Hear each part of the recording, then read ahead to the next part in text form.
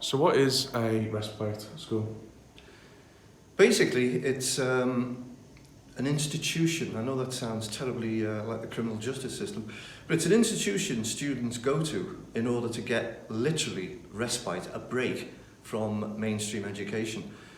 The size of schools these days, you're looking at most of them are at secondary schools anyway, and that's what we deal with here, and that's where most alternative provision focuses on the post-11, key stage 3 and 4 students.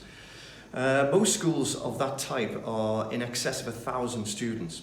So what you've got is, you've got students who've gone from a primary school which might have maximum 200 students to a school with over 1,000. And some of them, quite honestly, just get lost in the system. Schools are sort of one size fits all, and that's not a criticism of mainstream schools. It's just a fact. I can speak for RAP. Our goal is to get the students back into mainstream education. The word respite, it's a break from, it's not the end of. And what we're trying to do here is to get the students ready to resume their studies in a mainstream school. Some of the situations that we come across with the students here at RAP are quite frankly horrific. If people were to follow one of us for a day and talk with the students we talk with, listen to their stories.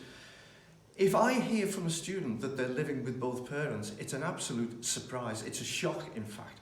No names, obviously, but we had a student last week, one of our counsellors had to deal with. He'd simply been thrown out of home. He had nowhere to stay, nowhere to live, nowhere to go to that night. And that's the sort of students and young people we're dealing with.